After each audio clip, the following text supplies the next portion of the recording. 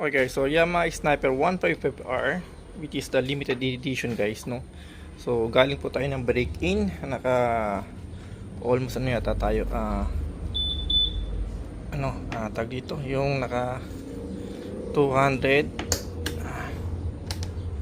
naka 232 kilometers po tayo, no. Ayan, 232 kilometers, dapat po 100 kilometers is mag-change na tayo, pero ngayon, since nag-ride tayo, kaya inabot rin tayo ng 232 kilometers. Pero, syempre po, mag-change oil na tayo. Papalitan natin siya ng langis na ano. So, syempre, ang gamit po natin dito na pang tanggal ng kanyang drain plug is that 19mm socket wrench. Ayan, dyan po sa ilalim yun. Ayan, medyo nalugan ko na nga po siya ngayon, ano. Kaya, eto. Ayan, pwede na siyang kamayin. Po, no? Pero mukha pa siyang maigpit. Okay, taka na po. Okay, so papunta po, no? Yan. Okay, so ibangan natin itong pinaka ating stainless na bowl. Okay, yan na.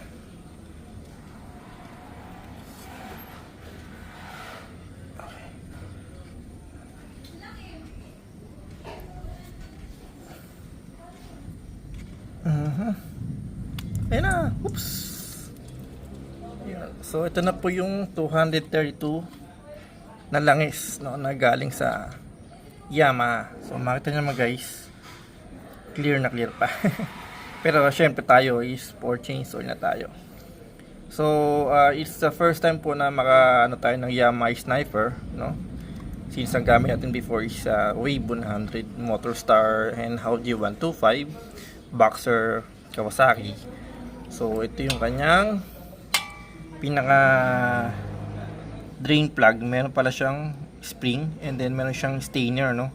So talagang masasabi mo mong napaka ganda ng pagkakagawa sa kanya. Hindi siya tinipid in a way na pagdating parang sa pag-change oil natin, no. Pagdating parang sa mga parts pa talaga ito niya. Tingnan mo guys, di ba?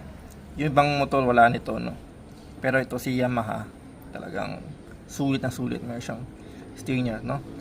Talagang sure talaga tayo na yung langis na nasa kanya is klarong malinis. Tapos meron pa siyang filter guys sa kabila. Pero hindi mo tayo magpapalit ng filter, no. Change oil muna po tayo kasi under braking pa tayo. Siguro mag-change oil tayo ng filter na pagpatak na po siguro ng 1,000 kilometers saka tayo magpapalit ng filter. Okay, so drain lang po natin siya, no. And then overnight drain po ito. So guys, after almost 2 days na drain natin, no? So wala tayong, parang wala tumutulog talaga. So totally wala nang wala siya, no? Yan. So kakapit natin yung pinaka ating drain plug. So make sure lang na linisin mabuti, no? Yan. Bago natin lagay siya. Okay. Ito yung nakuha lang siya, no? After 230 kilometers. Yan. So wala po talaga siya totally. Yan. Okay, so sarado na po natin siya, no? So higpit na po natin siya, no?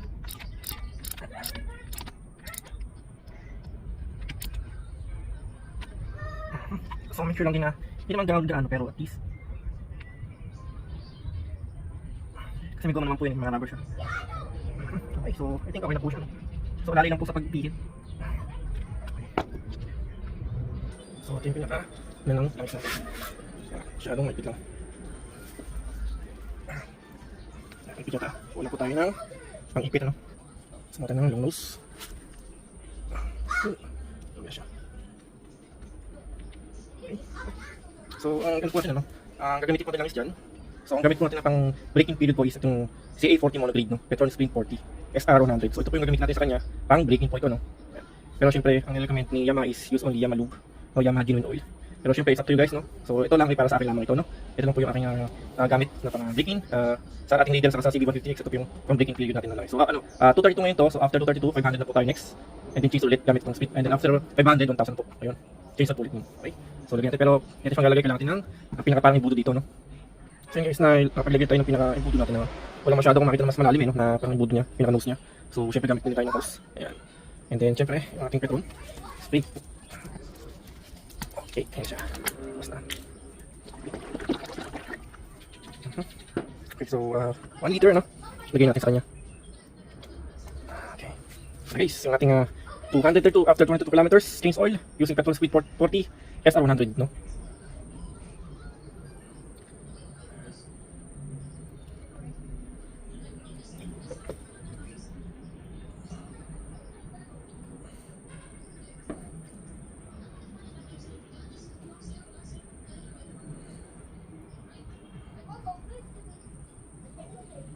Okay.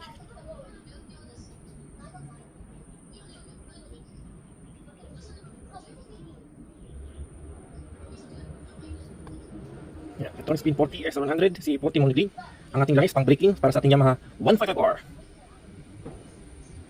So yung meron siyang pinaka oil filter pero magpapalit po tayo after 1,000 kilometers na. No?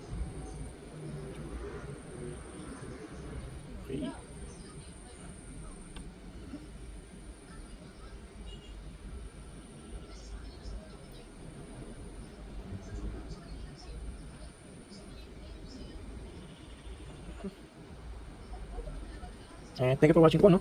Sa mga views po natin, thank you po.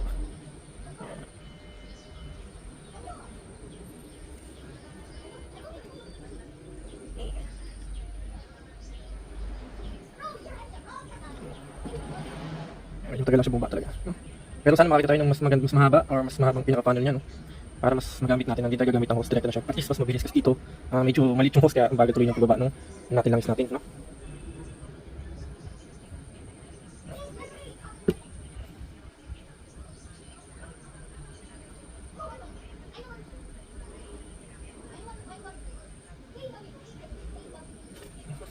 Pero konti lang ako matatapos na. Guys, medyo tumitindi na po ngayon dito, no?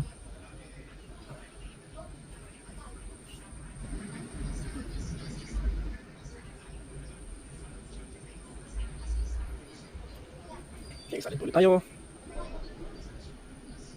Ayan na.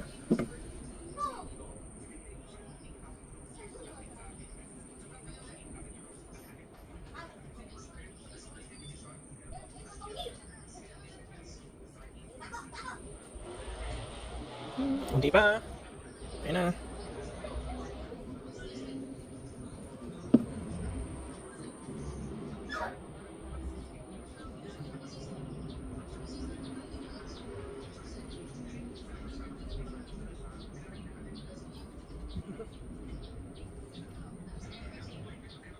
Okay, so at least ito na guys, finally, no?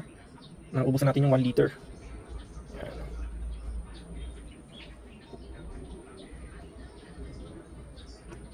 Ayan guys, oops, sorry. Ayan, no?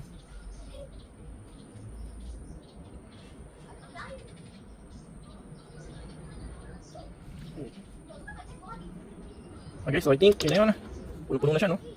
Okay na, so petrol is 340 SR100 SA40 monodrink, no? Ang after 232 kilometers po, again, after 232 kilometers na during bleeding period po natin, ano? Okay. Alright, okay. And guys, ito naman ay sasalin natin ito, no? Sasalin natin yung langis. Pero syempre, make sure na tapat na po natin muna. And linisin po yung pinaka oil plug cap. Ayan.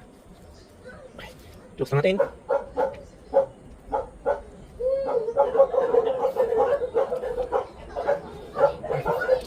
Make sure po natin na close siya mabuti, no? Okay. Okay, next naman guys, salin natin yung langis dito, no? Ito po yung langis after 232 kilometers. Or ito yung pinaka-stock engine oil ni Yamaha. Ayan. Okay naman, no? So almost, yes, 1 liter. Yun ang nakalagay sa kanya. Pwede natin siya takpan na rin. After nito, no?